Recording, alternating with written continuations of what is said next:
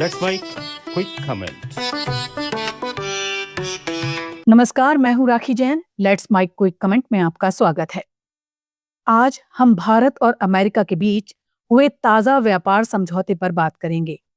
एक ऐसा समझौता जिसकी घोषणा अमेरिकी राष्ट्रपति डोनाल्ड ट्रंप ने 2 फरवरी को की, लेकिन जिसके कई विवरण अभी भी अस्पष्ट हैं। राष्ट्रपति ट्रंप ने अपने सोशल मीडिया प्लेटफॉर्म पर घोषणा की कि अमेरिका भारत से आने वाले सामान पर लगाया गया टैरिफ 50% से घटाकर 18% कर रहा है। साथ ही रूस से तेल खरीदने पर लगाया गया 25% का अतिरिक्त जुर्माना भी हटा लिया गया है। ट्रंप ने दावा किया कि प्रधानमंत्री नरेंद्र मोदी ने रूस से तेल की खरीद कम करने और अमेरिका से ज्यादा तेल खरीदने पर सहमति जताई है। जरूरत पड़ने पर भारत वेनेजुएला से तेल ले सकता है। ट्रंप ने यह भी कहा, भारत बाय अमेरिकन नीति के तहत 500 अरब डॉलर से ज्यादा का सामान अमेरिका से खरीदेगा। भारत की ओर से प्रधानमंत्री नरेंद्र मोदी ने एक्स पर पोस्ट किया कि ट्रंप से बात करके खुशी हुई। उन्होंने कहा कि मेड इन इंडिया उत्पादों पर टैरिफ 18% तक घटने से भारत के 1.4 अरब लोगों की तरफ से ट्रंप का धन्यवाद। मोदी ने लिखा, जब 2 बड़ी अर्थव्यवस्थाएं और दुनिया के सबसे बड़े लोकतंत्र साथ मिलकर काम करते हैं तो लोगों को लाभ होता है और नए मौके खुलते हैं।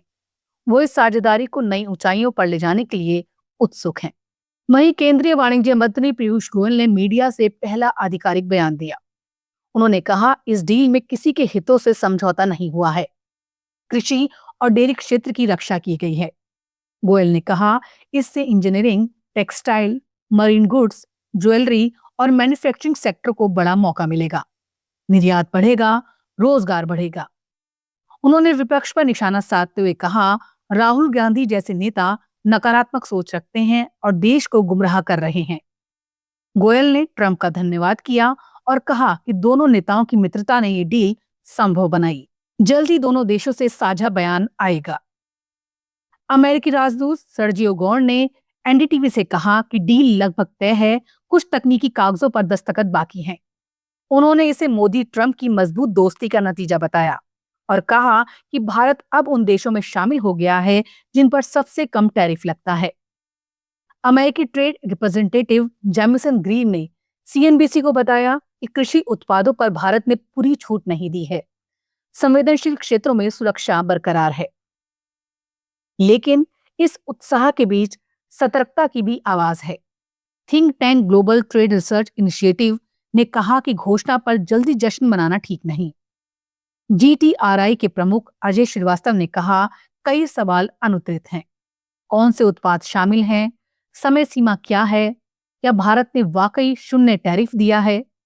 ट्रंप की पोस्ट में 25% से 18% का जिक्र था, लेकिन बाद में अमेरिका ने स्पष्ट किया ये 50% से 18% है।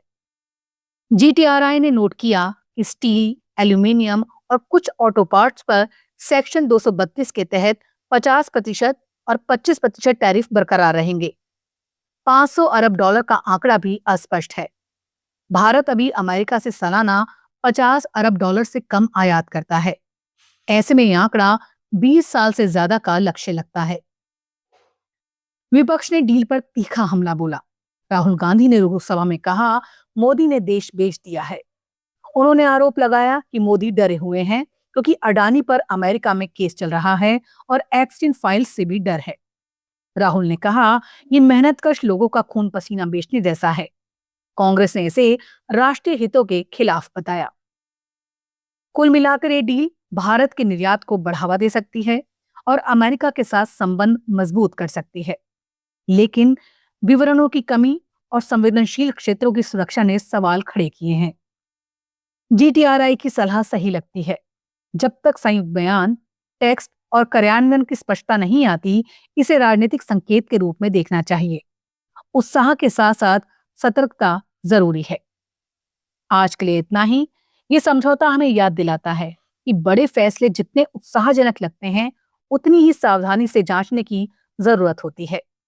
आप क्या सोचते हैं? हमें बताएं। अगली बार फिर मिलेंगे एक नए विषय के साथ। तब तक देखते रहिए, सुनते रहिए लेट्स माइक। नमस्कार। आप सुन रहे थे let's mic. More than radio.